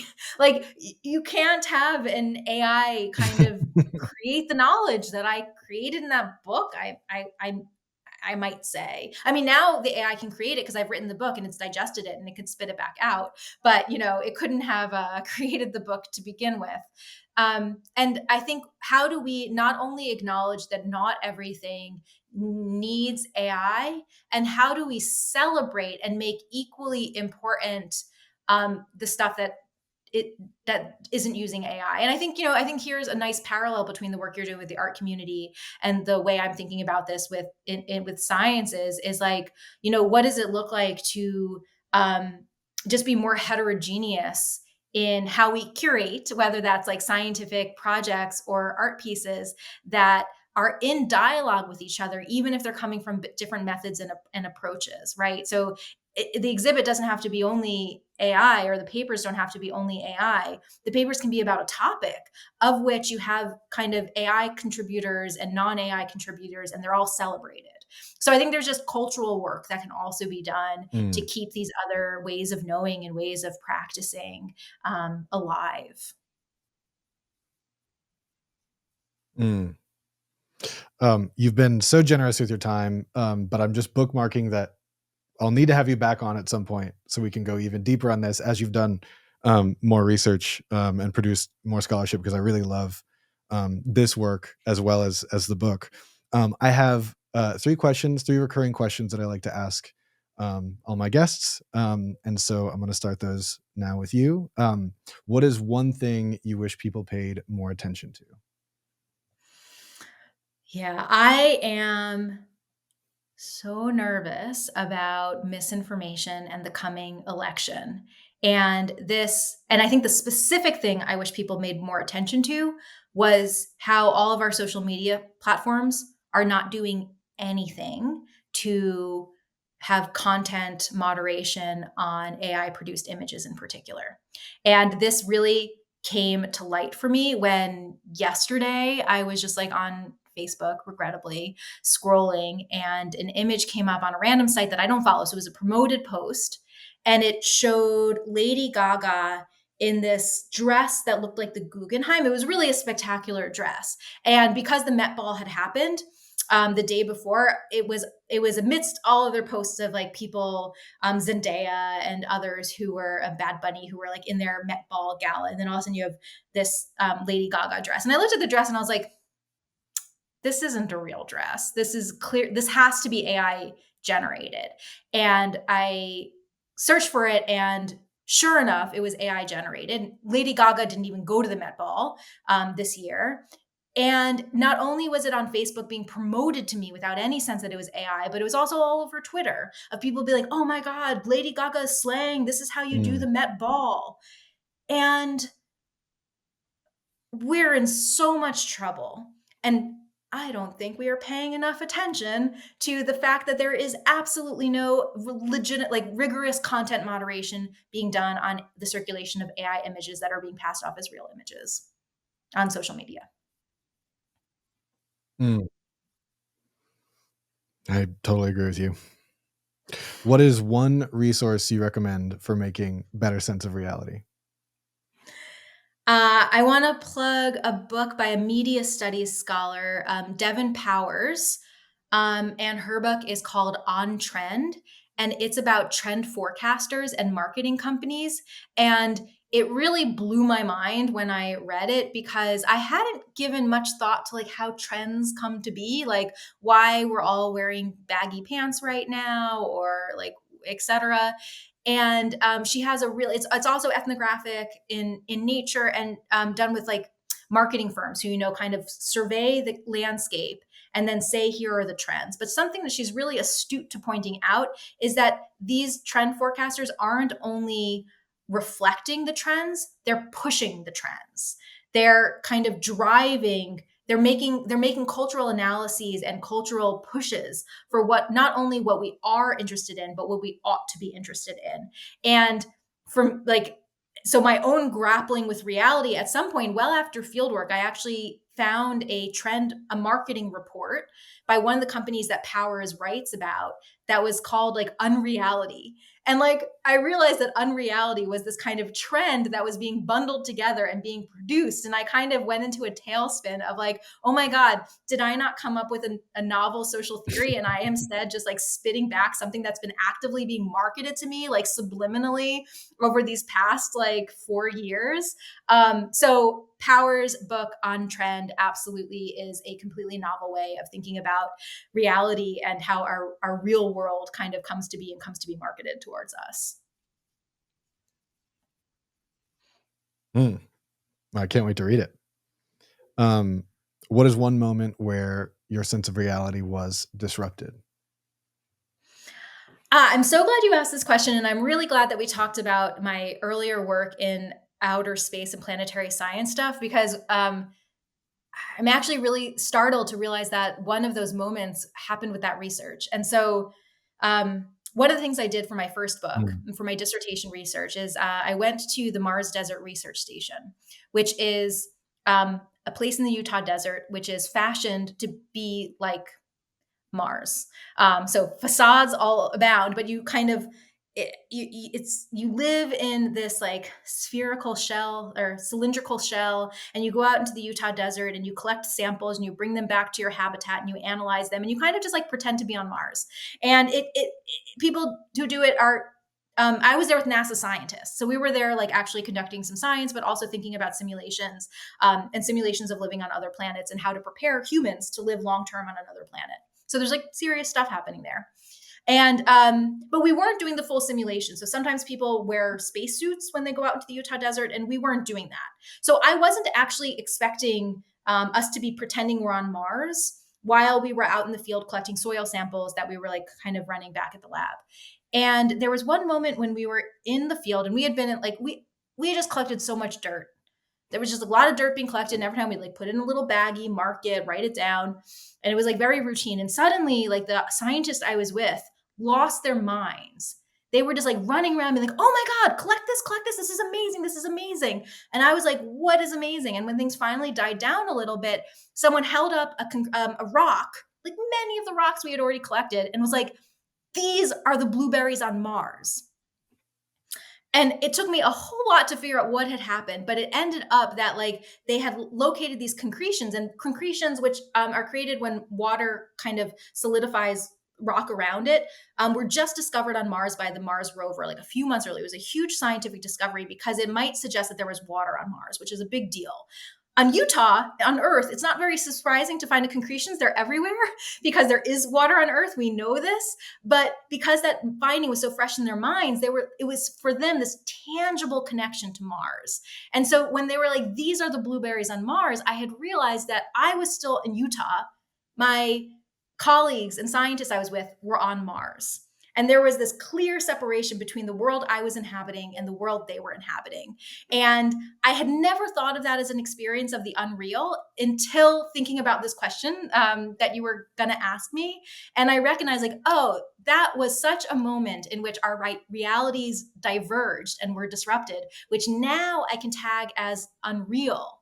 And I actually have written a ton about that moment. I wrote a whole article about that moment because it puzzled me so much. And so I do realize that these questions, you had asked me in the beginning, like how the outer space work relates to the VR work, and I gave you a whole bunch of answers. I had never realized that this also is like a through line, which is I was also in that work confronted with Mm. the awareness that my world was not the same as my scientist's world. And how do you then bridge that gap between our different understandings of the world? And I think that's back to what VR was promising it could do and was trying to do. Well, thank you for sharing that story, and again, being so generous with your time. Absolutely love this book. Recommend it to everyone. In the Land of the Unreal, virtual and other realities in Los Angeles. Get it up higher. Where can folks find you? Oh, I'm intermittently on Twitter /X at El Messeri, and on Blue Sky at El Messeri, keeping a low profile on both of those places for kind of obvious reasons. But I always welcome an email, which is easily found also on the internet. So yeah, but I don't know, mostly you find me in my home these days, trying to stay far away from the world. Amazing. Well, thank you for being on Urgent Futures. My pleasure. Thank you so much, Jesse. This was just absolutely fantastic. This podcast is edited and produced by Adam Labrie and me, Jesse Damiani. The podcast is presented by Reality Studies. You can learn more by visiting realitystudies.co. And if you appreciate the work I'm doing, please subscribe and share it with someone you think would enjoy it.